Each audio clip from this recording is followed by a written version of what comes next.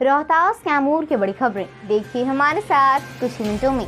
सत्य vision news पर खबरें सीधे आपके शहर गांव द्वार से बिल्कुल एक अलग अंदाज में। समाचार शुरू करने से पहले पिछले न्यूज बुलेटिन में पूछे गए सवाल, सासाराम पहुंची दूसरी श्रमिक स्पेशल ट्रेन से कितनी प्रवासी मजदूर लौटे हैं, जिसका सही जवाब है 54 और सही जवाब दिया है संजय चौधरी का बेटा रवि कुमार बिट्टी, एमडी तौकीर अहमद, मिराज अंसारी, तबशीर अहमद, अनमोल पुष्कर और सुनील कुमार वर्मा ने। आज भी इस न्यूज में आज दिखाए गए न्यूज से जुड़ा हुआ एक सवाल होगा, जिसका देना है आपको कमेंट बॉक्स में जवाब। सही जवाब देने वालों का हम अपने अगले न्यूज बुलेटिन में शामिल करेंगे नाम। साथ ही हम अपने गिव अवे प्रोग्राम के माध्यम से उन्हें सम्मानित भी करेंगे। तो आइए देखें जिले का मुख्य समाचार।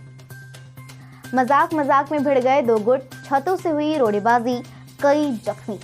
सासाराम ग्रामीण थाना क्षेत्र के मुरादाबाद गांव में बुधवार दोपहर सिर्फ इस बात को लेकर 1 घंटे तक दो पक्षों के बीच लाठी डंडे और पत्थरबाजी भी की। एक युवक ने दूसरे से मजाक में कह दिया था कि उसे कोरोना हुआ है। बस इतनी सी बात को लेकर विवाद इतना बढ़ा कि दोनों गुट के 50-50 लोग लाठी डंडे और तलवार लेकर सड़क पर उतर गए। उधर महिलाएं भी छतों पर चढ़कर ईंट पत्थर चलाने लगी। देखते देखते मुरादाबाद गांव रण क्षेत्र में बदल गया। 1 घंटे तक यह संघर्ष जारी रहा, जिसमें 100 से ज्यादा लोग शामिल रहे। शामिल लोगों में आधी संख्या महिलाओं की थी, जो छतों से सड़क पर पत्थर चला रही थी। घटना की जानकारी मिलने के बाद वहां पहुंची सासाराम मुफस्सल पुलिस ने स्थिति की गंभीरता को देखकर सासाराम एसडीओ राजकुमार गुप्ता और एसएसपी हृदय कांत को सूचना दी। उसके बाद पहुंचे पुलिस दल ने कार्रवाई करना शुरू किया। एसएसपी हृदय कांत ने बताया कि इस घटना में घायलों की पूरी जानकारी नहीं मिल पा रही है। लोग घरों में छुपे हुए हैं और सिर्फ एक घायल व्यक्ति को ही पुलिस ने बरामद किया है। अररिया व कर्मनाशा से आए 185 प्रवासी। राज्य की सीमा पर जुटे प्रवासियों को कर्मनाशा स्टेशन से कटिहार को जाने वाली श्रमिक स्पेशल ट्रेन से सासाराम जंक्शन पर 35 प्रवासी मजदूरों को उतारा गया। सभी प्रवासी लोगों का बारी बारी से थर्मल स्क्रीनिंग व मेडिकल जांच कराया गया। उनके प्रखंड क्षेत्र स्थित क्वारंटाइन केंद्र में बस के माध्यम से उन्हें पहुंचाया गया, जबकि प्लेटफॉर्म संख्या 3 पर बिहार राज्य के अररिया जिले के प्रवासियों को लेकर चली श्रमिक स्पेशल ट्रेन सुबह 8 बजे सासाराम स्टेशन पर पहुंचकर रुकी, जिसपे रोहतास जिले के 150 प्रवासियों को सामाजिक दूरी का ख्याल रखते हुए ट्रेन की बोगियों से उतारा गया। स्टेशन पर उतरे सभी प्रवासियों का थर्मल स्क्रीनिंग मेडिकल टीम के द्वारा किया गया। नाश्ता व पानी की बोतल देने के बाद सभी को अलग अलग प्रखंड के विभिन्न क्वारंटाइन केंद्रों में बस से पहुंचाया गया। 4 दिनों से स्पेशल ट्रेन से आने जाने वाले लोगों का सिलसिला जारी है। 53 दिनों बाद रजिस्ट्री ऑफिस में शुरू हुआ कार्य, 4 लोगों ने कराया रजिस्ट्रेशन। 53 दिनों के लॉकडाउन के बाद मंगलवार से विक्रमगंज रजिस्ट्री ऑफिस में जमीन रजिस्ट्री का कार्य शुरू हो गया है। लंबे दिनों के बाद रजिस्ट्री ऑफिस मंगलवार को खुलने के बाद कार्य शुरू हो गया है। लंबे दिनों के बाद रजिस्ट्री ऑफिस मंगलवार को खुलने के बाद कई नियमावली का पालन करते हुए पहले दिन मात्र 4 रजिस्ट्री की गई। बताते चले कि रजिस्ट्री ऑफिस पर जमीन खरीद बिक्री से पहले नंबर लगाने का प्रोसेस है। इस प्रोसेस को 4 लोगों द्वारा पूरा किया गया। इसके बाद सामाजिक दूरी का ख्याल रखते हुए इन 4 लोगों का जमीन रजिस्ट्री किया गया। ऑफिस के मेन गेट पर ही एंट्री अकारण कोई न करे, इसके लिए बांस बल्ले से बैरिकेडिंग की गई है। लंबे अंतराल के बाद कार्यालय खोलने के बाद चहलकदमी जरूर बढ़ी है, क्योंकि हर रोज करोड़ों रुपए का ब्यारा न्यारा करने वाले लोग इन लोगों के समक्ष भी अन्य समस्याएं आ गई थी। नीतीश सरकार द्वारा राज्य में श्रम कानून को निलंबित किए जाने के खिलाफ विरोध करेगी आयोजित। Indian federation of trade unions IFTU के रोहतास जिला लीडिंग कमेटी की बैठक 19 मई 2020 को हुई, जिसकी अध्यक्षता सुमन पंडित ने की। बैठक में जनवादी ऑटो चालक मजदूर संघ, लाल झंडा भवन निर्माण मजदूर यूनियन एवं जनवादी बेरोजगार मजदूर संघ मोर्चा JVL के प्रतिनिधि शामिल हुए। बैठक को संबोधित करते हुए Indian federation of trade unions के जिला संयोजक दिनेश कुमार सिंह ने कहा कि RSS भाजपा की सरकार नक्शे कदम पर चलते हुए बिहार की नीतीश सरकार ने राज्य में श्रम कानूनों को निलंबित कर दिया है, जो असंवैधानिक और सरासर गलत है। IFTU की केंद्रीय कार्यकारिणी कमेटी ने RSS भाजपा सरकारों के द्वारा उठाए जा रहे इस असंवैधानिक एवं मजदूर विरोधी कदम के खिलाफ आगामी 20 मई से 27 मई तक विरोध दिवस मनाने का आह्वान किया है, जिसके अंतर्गत IFTU की रोहतास जिला की लीडिंग कमेटी 27 मई 2020 को जिला श्रम कार्यालय डालमीनगर डेहरी के समक्ष प्रदर्शन आयोजित कर नीतीश सरकार द्वारा श्रम कानून के निलंबन संबंधी किए गए फैसले के प्रति विरोध प्रकट करेगी। अकोड़ी गोला प्रखंड में मनाया गया नक्सलवाड़ी दिवस। नक्सलवाड़ी जिंदाबाद के नारों से अकोड़ी गोला प्रखंड अंतर्गत दयाल फार्म की धरती एक बार फिर से गुंजायमान हो उठी। अखिल भारतीय किसान मजदूर सभा की केंद्रीय कार्यकारिणी के द्वारा आहूत 16 मई से 25 मई तक नक्सलवाड़ी दिवस सप्ताह के आयोजन के तहत 20 मई 2020 को अकोड़ी गोला प्रखंड के दयाल फार्म की भूमि के बटाईदारों और संगठन के समर्थकों द्वारा नक्सलवाड़ी दिवस कार्यक्रम का आयोजन किया गया। उक्त अवसर पर दयाल फार्म के बाग में एक सभा का आयोजन किया गया, जिसकी अध्यक्षता संगठन के प्रखंड अध्यक्ष कामरेड रामबली सिंह ने किया। जिला कार्यकारी अध्यक्ष कामरेड संजय कुमार ने कहा कि कोरोना की आड़ में आरएसएस व भाजपा और उसके पैरोकार नीतीश कुमार लॉकडाउन कर शहरी एवं ग्रामीण गरीबों को भूखमरी की आग में झोंक रहे हैं। कोरोना से कम और भूख बदहाली एवं रोड दुर्घटनाओं में सैकड़ों हजारों लोग मर रहे हैं। सभा को संबोधित करने वाले अन्य वक्ताओं में जनवादी संघर्ष मोर्चा के संयोजक महेश कुमार सिंह, जनवादी ऑटो चालक मजदूर संघ के अध्यक्ष पिंटू चौरसिया, सचिव सर्वेश पासवान, IFTU के जिला संयोजक दिनेश कुमार सिंह, दीनानाथ पासवान, चंद्रमा दास, रवि ठाकुर, सुरेंद्र सिंह, कृष्णा पासवान, बाबूलाल राम, SK वर्मा, राम प्रसाद पासवान, उपेंद्र पासवान आदि मुख्य थे। 50 रुपए के दिहाड़ी मानदेय पर सैकड़ों लोगों का खाना बना रही हैं महिलाएं। अनुमंडल और नगर प्रशासन की देखरेख में मार्च की 28 तारीख से नगर परिषद कैंपस में किचन सेंटर की शुरुआत हुई है। तब से यहां सैकड़ों लोगों का भोजन पकता है। रोटी, सब्जी, चावल, दाल आदि बनते हैं, उसकी पैकिंग भी होती है। करीब 200-250 लोग सेंटर में ही खाना खाते हैं, तो करीब उतने ही लोगों को क्वारंटाइन केंद्रों और झोपड़ पट्टियों में खाना पहुंचाया जाता है। फिलहाल तो यहाँ लोगों की खाना बनाने की संख्या में कमी आई है, लेकिन पहले इससे कहीं और अधिक लोगों का खाना बनता था। सामाजिक और राजनीतिक कार्यकर्ताओं के आर्थिक सहयोग से शुरू हुए इस किचन सेंटर में दोनों वक्त के खाना बनाने में विद्यालयों की करीब 6 महिला रसोइयों को भी लगाया गया है। नगर परिषद के किचन सेंटर में टाउन मध्य विद्यालय व सराबगी मध्य विद्यालय की रसोइयां शामिल हैं। विद्यालय बंद है तो इन रसोइयों के पास कोई काम नहीं था। महिला रसोइयों ने बताया कि विद्यालय के निर्देश पर वे यहाँ काम कर रही हैं। विद्यालयों में सीमित बच्चों के लिए एक वक्त का खाना बनाना पड़ता था, लेकिन यहाँ 2 वक्त का खाना बनाना पड़ता है, वो भी काफी लोगों के लिए। इसके बाद भी उन्हें प्रतिदिन के हिसाब से मात्र 50 रुपए ही मिलते हैं, जो काफी कम है। महिला रसोइयों ने न्यूनतम मजदूरी दर लागू करने की मांग की है। लेंगे एक छोटे से ब्रेक के उस पार अन्य समाचार। हमसे जुड़कर सिटीजन पत्रकार बनिए, लोकतंत्र की ताकत बनिए। जो समझते हैं लोकतंत्र से खुद को ऊपर, जो खाते हैं कस्में जनसेवा की और करते हैं सिर्फ अपनी, उन्हें लोकतंत्र की ताकत का एहसास दिलाइए। जो खेलते हैं लोकतंत्र से, कानून और संविधान से, उन्हें उनकी हैसियत बताइए, क्योंकि आप और हम हैं लोकतंत्र की ताकत। सत्य विजन न्यूज, जुड़िए हमारे साथ। सत्य विजन न्यूज, लोकतंत्र की ताकत है हम। ब्रेक के बाद एक बार फिर से स्वागत है आपका सत्य विजन न्यूज में। आगे बढ़ने से पहले जानते हैं आज का सवाल। आज के समाचार में सही है। हमारे सवाल का आप कमेंट बॉक्स में जवाब दीजिए। अगर आपका जवाब सही हुआ तो हम अपने अगले न्यूज बुलेटिन में आपका नाम शामिल करेंगे। साथ ही हम अपने गिव अवे प्रोग्राम के माध्यम से आपको सम्मानित भी करेंगे।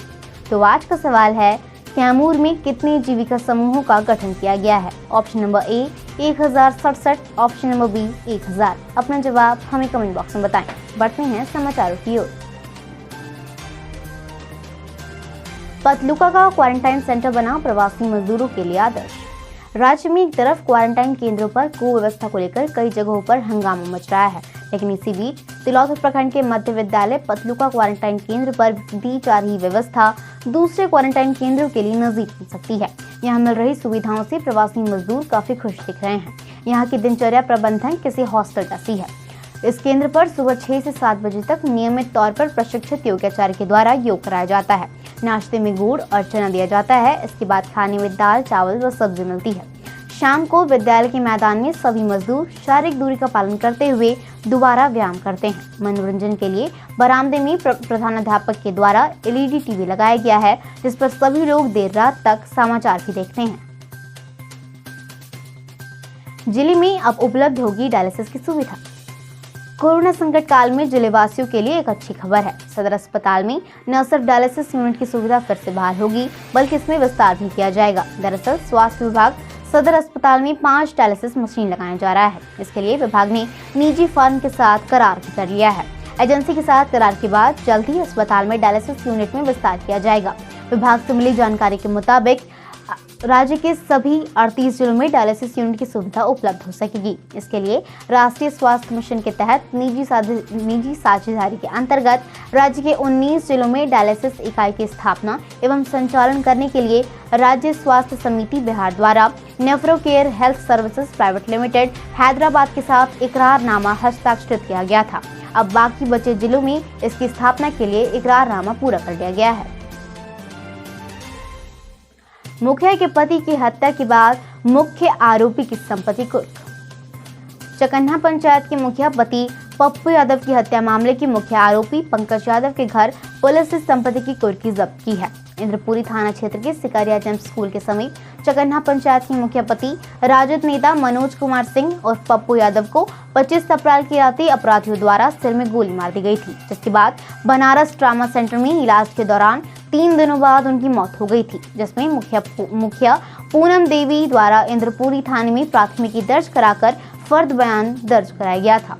पुलिस द्वारा हत्या के बाद 4 आरोपितों को गिरफ्तार कर जेल भेजा जा चुका है, लेकिन हत्या का मुख्य आरोपी मास्टरमाइंड पंकज यादव पुलिस की पकड़ से अभी भी बाहर है। पुलिस ने कोर्ट के आदेश को प्राप्त कर आरोपित पर दबाव बनाने के लिए उसके घर पर उसके फरारी एवं कुर्की जब्ती संबंधी इश्तिहार चिपकाया था। इसके बावजूद भी सरेंडर नहीं करने पर पूरी संपत्ति की कुर्की जब्त कर कार्रवाई की गई है। बिंदपुरवा गोलीबारी कांड, पुलिस पर हमला मामले में नौसेना के जवान सहित 7 लोग हुए गिरफ्तार। नुआव थाना क्षेत्र के खुदरा गांव के बिंदपुरवा टोला में मंगलवार की शाम भूमि विवाद को लेकर हुई गोलीबारी की घटना में पुलिस ने एक पक्ष के सभी नामजद आरोपियों को गिरफ्तार कर 2 नाली रेगुलर बंदूक व 29 जिंदा कारतूस भी बरामद कर लिया है। गोलीबारी में घायल पूर्व मुखिया पति श्याम नारायण बिंद की तरफ से एफआईआर दर्ज कराई गई है, जिसमें 7 लोग अभियुक्त बनाए गए हैं। इसमें राम अवतार बिंद, राम बच्चन बिंद, शिव नारायण बिंद, दिनेश बिंद, सुनील बिंद, चंदन बिंद व श्याम नारायण बिंद शामिल हैं। सुनील बिंद नौसेना का जवान बताया गया है। वह छुट्टी में घर आया हुआ था तथा लॉकडाउन के चलते वापस नहीं लौट सका। दूसरे पक्ष के राम अवतार बिंद की तरफ से भी एफआईआर दर्ज कराई गई है, जिसमें 9 लोगों को आरोपित बनाया गया है। उधर पुलिस ने भी छापेमारी के दौरान पुलिस पर हमला व पथराव करने के मामले में 50 अज्ञात ग्रामीणों पर एफआईआर दर्ज की है, जिनकी तलाश अभी भी जारी है।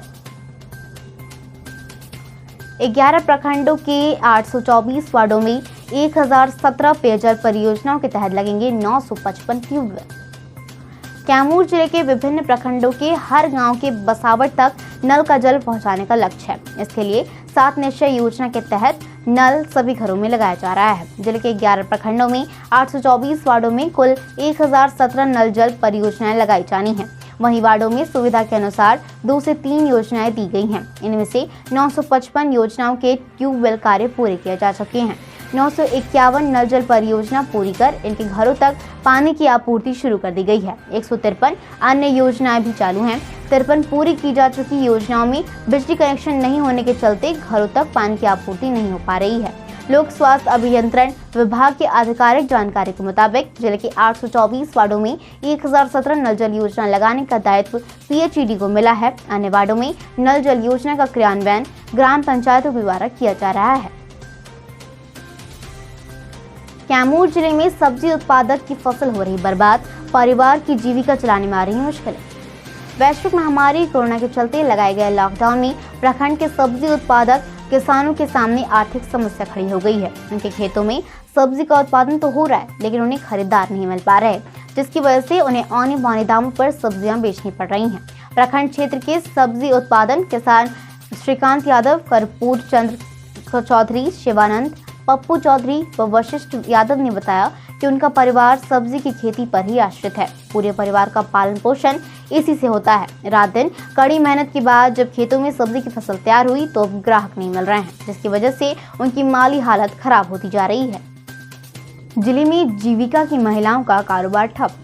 रामगढ़ प्रखंड क्षेत्र में जीविका समूह महिलाओं के लिए वरदान साबित हुआ, लेकिन लॉकडाउन की वजह से उनकी उम्मीदों पर पानी फिर गया है। वर्तमान में लोगों को मास्क की बहुत ज्यादा जरूरत है, लेकिन बाजार में कपड़े की दुकान बंद रहने से वे मास्क भी नहीं बना पा रही हैं। जीविका समूह से जुड़ी महिलाएं स्वयं सहायता समूह से जुड़कर अच्छा खासा कमाई कर ले रही थी, लेकिन लॉकडाउन ने उनके सामने मुश्किलें खड़ी कर दी हैं। प्रखंड की महिलाओं को आर्थिक रूप से आत्मनिर्भर बनाने के लिए विभाग द्वारा प्रखंड की 13 पंचायतों में 1067 जीविका समूह का गठन किया गया था। 14,590 महिलाएं इसकी सदस्य हैं। समूह से जुड़ी महिलाओं को आसानी से कर्ज मिल सके, इसके लिए रामगढ़ के बैंकों में जीविका विभाग द्वारा बैंक मित्र की नियुक्ति की गई है। कुल 1067 जीविका समूह में 927 समूहों को 13 करोड़ 59 लाख रुपए विभिन्न बैंकों के द्वारा कर्ज दिया गया है। पईन की खुदाई पर गांव के लोगों ने लगाई रोक। चांद प्रखंड के हसरेब गांव में मनरेगा के तहत पईन की खुदाई का कार्य शुरू किया गया था। सरकार के आदेश के अनुसार उसमें हरसेब गांव की बेरोजगार युवाओं को काम दिया गया था, लेकिन 2 दिन बाद ही गांव वालों ने वहां पईन की खुदाई रुकवा दी। मिली जानकारी के मुताबिक गांव वालों को कहना है कि काम सही से नहीं हो रहा, पईन की खुदाई ईमानदारी से नहीं की जा रही है। लोगों का कहना था कि जगदहवा नहर से हसरेब गांव के किसानों के लिए पटवन का मुख्य साधन पईन ही है, जिसकी खुदाई होनी चाहिए, लेकिन काम ईमानदारी से नहीं हो रहा। इसी से नाराज होकर किसानों ने काम रुकवा दिया। इसकी मौखिक शिकायत भी PRS और PO से की गई है। किसानों का कहना है कि यहाँ पर सिर्फ खाना पूर्ति की जा रही है। इस संबंध में पंचायत रोजगार सेवक गौतम कुमार ने बताया कि पईन का एस्टीमेट अभी तक नहीं बना है, इसलिए काम को रोका गया है। आज यूथ कांग्रेस रोहतास के जिला अध्यक्ष विवेक कुमार के निर्देश तथा सासाराम विधानसभा अध्यक्ष ऋतुराज कुमार, उपाध्यक्ष सरोज कुमार, जिला महासचिव आदित्य वर्मा, महासचिव जोगिंदर कुमार की अध्यक्षता में आज भारत के पूर्व प्रधानमंत्री देश रत्न स्वर्गीय राजीव गांधी की पुण्यतिथि न्याय दिवस के रूप में मनाई गई। इस अवसर पर युवा कांग्रेस देगी एक दिन का न्याय, 6 महीने का न्याय देगी केंद्र सरकार कार्यक्रम का आयोजन भी किया गया। कार्यक्रम के तहत जरूरतमंदों के बीच 200 रुपए का लिफाफा वितरित कर उनके साथ बैठकर उन्हें राहुल गांधी जी की न्याय योजना पर विस्तार से प्रकाश डाला गया और खाने पीने की सामग्री का भी वितरण किया गया। फिलहाल आज के समाचार बुलेटिन के साथ इतना ही। आपका दिन मंगलमय हो। अपना और अपने परिवार का ख्याल रखिए, घर में सुरक्षित रहिए, कोरोना महामारी से बचकर रहिए, 3 से 6 फीट की दूरी बनाकर रहिए। हम फिर मिलेंगे आपसे अपने अगले बुलेटिन में। हमारे प्रयास आपको कैसा लगा? अगर हमारी कोशिश आपको पसंद आए तो हमारी वीडियो को लाइक करें, अपने दोस्तों के साथ शेयर करें। अगर आप हमारे चैनल पर नए हैं तो चैनल को सब्सक्राइब करें और आज के समाचार में सबसे अच्छी खबर आपको कौन सी लगी हमें कमेंट बॉक्स में जरूर बताएं। नमस्कार, आदाब, सत श्री अकाल।